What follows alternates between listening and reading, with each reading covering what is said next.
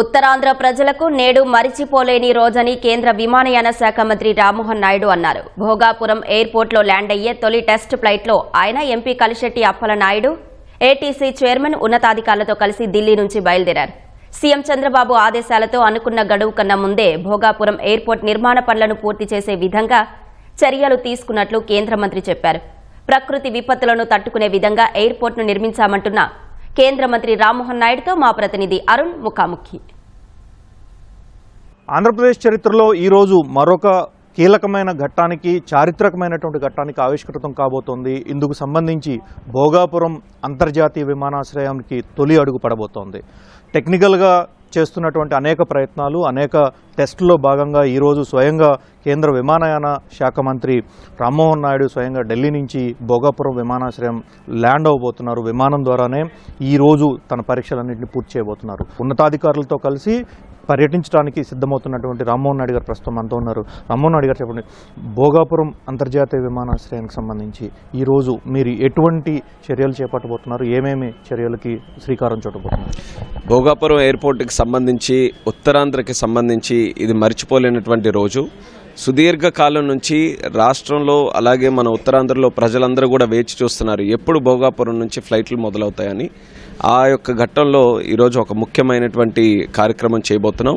First test flight ఈరోజు, ఎందుకనంటే చాలా వరకు కూడా ఎయిర్పోర్ట్ కూడా కంప్లీషన్కి దగ్గరైంది కాబట్టి అన్ని సిస్టమ్స్ కూడా ఈరోజు చెక్ చేసుకుంటూ మొదటి ఫ్లైట్ అక్కడ ల్యాండ్ చేయాలనే ఆలోచనతో ఈరోజు ఈ కార్యక్రమానికి శ్రీకారం చుట్టాం. దానికి ఢిల్లీ నుంచి ఫ్లైట్ ప్రారంభం కావడంతో మేము కూడా, నేను అలాగే స్థానిక ఎంపీ కలిశెట్టి అప్పలనాయుడు గారు, మేమిద్దరం, అలాగే మా మినిస్ట్రీ ఆఫ్ సివిల్ ఏవియేషన్ నుంచి అధికారులు, దానికి సంబంధించినటువంటి అధికారులు అందరూ కూడా ఈరోజు ఇక్కడ నుంచి భోగాపురం ప్రయాణం అదే ఫ్లైట్లో మేము చేయబోతున్నాం. అయితే ఈ యొక్క కార్యక్రమం తాలూకు ఉద్దేశం ఏంటంటే, నావిగేషన్ సిస్టమ్స్ కానీ, ట్రాఫిక్ కంట్రోల్ కానీ, రన్వే కానీ, ఇవన్నీ కూడా ఎయిర్పోర్ట్ ఆపరేషన్స్కి అత్యంత కీలకమైనటువంటివి. ఇవి సరిగ్గా ఉంటేనే అక్కడ మనం ఆపరేషన్ స్టార్ట్ చేయగలం. సో ఇవన్నీ కూడా అయ్యాయి. ఒక వ్యాలిడేషన్ ఫ్లైట్ మనం చేసుకుంటున్నామంటే దాదాపు ఎయిర్పోర్ట్ తాలూకా ముఖ్యమైనటువంటి, కీలకమైనటువంటి పనులు ఏవైతే ఉన్నాయో ప్రాజెక్ట్కి సంబంధించి అవన్నీ కూడా పూర్తి చేసుకున్నామని ఒక పెద్ద సంకేతం. అందులోనే భాగంగా మీరు చూసుకుంటే గతంలో నవీ ముంబై ఎయిర్పోర్ట్ కూడా చేసినప్పుడు ఇలాగే ఒక బ్రహ్మాండమైన వ్యాలిడేషన్ ప్రోగ్రామ్ అక్కడ కూడా నవీ ముంబైలో చేశారు. అక్కడ ముఖ్యమంత్రి గారు కూడా హాజరయ్యారు.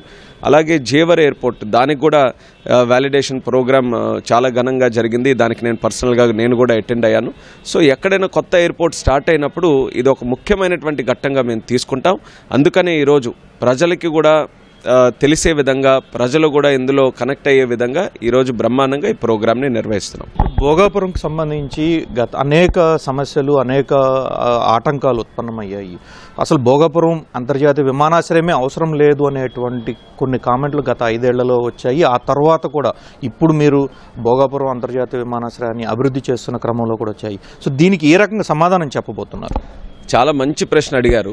భోగాపురం అని మనం ఎప్పుడైనా మాట్లాడేటప్పుడు మనం మొట్టమొదటగా గుర్తుపెట్టుకోవాల్సినటువంటిది రాష్ట్ర ముఖ్యమంత్రి వర్యులు చంద్రబాబు నాయుడు గారు, ఆయన విజన్. ఆయన ఇది కొత్తగా స్టార్ట్ చేసినటువంటి ప్రాజెక్ట్ కాదు. హైదరాబాద్లో కూడా కొత్తగా ఎయిర్పోర్ట్ స్టార్ట్ చేస్తే ఇంటర్నేషనల్ కనెక్టివిటీ కానీ మనం సిటీకి ఇవ్వగలిగితే ఇది ఇంటర్నేషనల్గా సిటీ కూడా గ్రో అవుతుందని ఆ రోజు శంషాబాద్కి శ్రీకారం చుట్టిన చంద్రబాబు నాయుడు గారు. తర్వాత చరిత్ర మనం చూసాం. ఈరోజు శంషాబాద్ ఏ రకంగా ఒక ఎకనామిక్ హబ్గా హైదరాబాద్కి ఈరోజు తయారైందని మనం చూసాం. అదే ఆలోచనతో ఉత్తరాంధ్ర ప్రాంతం కూడా డెవలప్ కావాలి. మంచి పొటెన్షియల్ ఉంది, పోర్ట్స్ ఉన్నాయి, ఇక్కడ మంచి రిసోర్సెస్ ఉన్నాయి, టాలెంట్ ఉంది. వీళ్ళందరికీ కూడా ఇంటర్నేషనల్ కనెక్టివిటీ ఇవ్వాలని 2014లోనే ఆయన ముఖ్యమంత్రి అయితే ఆ రోజు బీజం వేశారు చంద్రబాబు నాయుడు గారు. ఒక బ్రహ్మాండమైన అవకాశం. ఆ రోజు అశోక్ గజపతిరాజు గారు కేంద్ర విమానయాన శాఖ మంత్రిగా ఉన్నారు కాబట్టి వాళ్ళిద్దరూ కూడా కలిసి ఉత్తరాంధ్రకి కేంద్రంగా భోగాపురంలో పెడితే అందరికీ కూడా సదుపయోగంగా ఉంటుందని ఆ రోజు నిర్ణయించి అన్ని కార్యక్రమాలు కూడా ముందుకు నడిపిస్తే దురదృష్టవశాత్తు చంద్రబాబు నాయుడు గారు 19లో మళ్ళీ ముఖ్యమంత్రిగా గెలవలేకపోయారు. కానీ ఆ రోజున్న నాయకులకు అన్ని రకాలుగా అవకాశాలు ఉన్నాయి ఆ ఎయిర్పోర్ట్ తాలూకు ఆలోచన ముందుకు నడిపించడానికి. కానీ మీరు గుర్తుపెట్టుకుంటే గత ప్రభుత్వం ఆ నాయకులందరూ కూడా బుర్రలైన వాళ్ళు భోగాపురం కడతారని చెప్పి ఆయన పబ్లిక్గా స్టేట్మెంట్ ఇచ్చారు. ఈ రోజేమో ప్రాజెక్టు పూర్తవుతున్నప్పుడు చంకలు గుద్దుకుంటూ ముందుకు వస్తున్నారు. అనంటే 2 నాలుకల ధోరణితో ఏ రకంగా ప్రవర్తిస్తున్నారో ప్రజలు కూడా దీని మీద గమనించాలి. ఈ భోగాపురం ఎయిర్పోర్ట్ని అత్యంత సీరియస్గా తీసుకొని చంద్రబాబు నాయుడు గారు గతంలో ముఖ్యమంత్రి చేసినప్పుడు దాన్ని డ్రైవ్ చేశారు. అదే రకంగా ఈరోజు వచ్చిన తర్వాత కూడా మాకు ఛాలెంజ్గా అప్పచెప్పారు. డిసెంబర్లో పూర్తి చేయడం కాదు, జూన్లో పూర్తి చేయాలి, 6 నెలల ముందు పూర్తి చేయాలని చెప్తే మేము కష్టపడి ఇది ఒక పక్కన కాంట్రాక్టర్ జిఎంఆర్ ఎయిర్పోర్ట్స్ వాళ్ళు, అలాగే కేంద్ర ప్రభుత్వానికి సంబంధించి నావిగేషన్ మేము చేసుకోవాలి, సెక్యూరిటీ మేము చూసుకోవాలి, దాని తాలూకా ఆపరేషన్స్ కావాల్సినటువంటి ఎక్విప్మెంట్ అన్నీ కూడా మేము ప్రొవైడ్ చేయాలి, ఎక్కడ కూడా జాప్యం లేకుండా టైం లైన్స్కి ముందుగానే కంప్లీట్ చేయాలన్న లక్ష్యంతో మేము ఈరోజు అన్ని రకాలుగా ఒక ఫోకస్డ్ అప్రోచ్తో ఆ ప్రాజెక్ట్ని ఈరోజు పూర్తి చేసే దీనికి వస్తున్నాం. అలాగే గుర్తుపెట్టుకోవాల్సింది, గతంలో ఇప్పుడు ఎయిర్పోర్టు ఏదో మేమే చేసాము అప్పుడులో క్లియర్ చేసామని అంటున్నారు. ఇది కేవలం ఎయిర్పోర్ట్ ప్రాజెక్ట్ కాదు, ఎయిర్పోర్ట్తో పాటు అక్కడ 500 ఏకర్స్ ఏరో సిటీ కూడా మేము చేస్తున్నాం. అంటే ఎంఆర్ఓ జాబ్ క్రియేషన్, భవిష్యత్తుకి ఏం అవసరం ఎయిర్పోర్ట్కి సంబంధించి, ఇది అంత దూరదృష్టితో వస్తుంది, రాజకీయాలు చేస్తే రాదు. దానితో పాటు ఏవియేషన్ ఎడ్యుసిటీ, యూనివర్సిటీ లోకేష్ అన్న గారు మన పిల్లలకి కూడా స్కిల్లింగ్ ఇచ్చి చేయాలని ఇవన్నీ కూడా చేస్తున్నారు. సో ఇది మల్టిపుల్ ఆస్పెక్ట్స్తో కూడినటువంటి ప్రాజెక్టు. ఇది కేవలం రాజకీయాలు మాట్లాడడానికే ఈరోజు ప్రాజెక్ట్ పూర్తయింది కాబట్టి అసోసియేట్ అవ్వాలని ఈరోజు చేస్తున్నారు. ఆ రోజేమో ప్రాజెక్టు పూర్తి చేయనివ్వకుండా చేయడానికి, అసలు స్టార్ట్ కానివ్వకుండా చేయడానికి కూడా ఆ రోజు వైఎస్ఆర్ కాంగ్రెస్ పార్టీయే కారణం. ఆంధ్రప్రదేశ్లో భోగాపురంతో పాటు అనేక ప్రతిపాదనలు వస్తున్నాయి, కానీ ఇక్కడ ఉన్నటువంటి కొన్ని ప్రత్యేక పరిస్థితులు, తుఫాన్లు, వ్యవహారాలు, వీటన్నిటిని తట్టుకోవడానికి గతంలో విశాఖ ఎయిర్పోర్ట్ మీద చాలా ప్రభావం పడింది, హుద్హుద్ వచ్చిన తర్వాత కానీ ఆ తర్వాత. సో వీటన్నిటిని ప్రకృతిపరమైనటువంటి సమస్యలను ఎదుర్కోవడానికి ఈ భోగాపురంలో ఎలాంటి చర్యలు మీరు మినిస్ట్రీ పరంగా సజెస్ట్ చేశారు? ఇది కూడా చాలా వ్యాలిడ్ పాయింట్. మనకి విశాఖపట్నం హుదూద్ రావడంతో ఆ రోజు జరిగినటువంటి సంఘటన, విశాఖపట్నం తాలూకు పరిస్థితి చూసుకొని కొత్త ఎయిర్పోర్ట్ డిజైన్ చేసినప్పుడు కూడా సైక్లోన్స్ని దృష్టిలో పెట్టుకుని డిజైన్ చేయడం జరిగింది. ఆ రోజు సుమారు 240-250 కిలోమీటర్ స్పీడ్ వరకు కూడా గాలులు మనకు వచ్చాయి.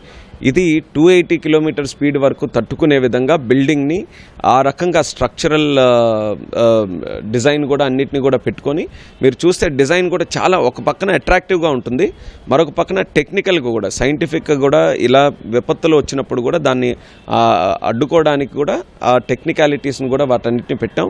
దీని మీద కూడా మినిస్ట్రీ దగ్గర నుంచి చాలా క్లియర్గా ఇన్స్ట్రక్షన్స్ ఇచ్చాం. ఎట్టి పరిస్థితుల్లో విపత్తులకు కానీ స్ట్రక్చరల్గా కానీ ఎక్కడా లోపాలు లేకుండా, ఎందుకనంటే కన్స్ట్రక్షన్ కూడా మనం తొందరగా చేయాలని ఒక పక్కన స్పీడప్ చేస్తున్నాం కాబట్టి స్ట్రక్చరల్గా ఎక్కడా లోపాలు లేకుండా చేయాలనేది కూడా మినిస్ట్రీ దగ్గర నుంచి పర్యవేక్షణ కూడా చేస్తున్నాం, వాళ్ళకు కూడా ఎప్పటికప్పుడు ఇన్స్ట్రక్షన్స్ ఇస్తున్నాం. Thank you sir. అప్పలనాయుడు గారు, మీరు ఈరోజు దీనికి సంబంధించి మీ నియోజకవర్గంలో ఇదంతా ప్రారంభం అవుతుంది కదా, ఎట్లా ఫీల్ అవుతున్నారు? ఏమేమి మీరు ఇకపై ఏం చేయబోతున్నారు?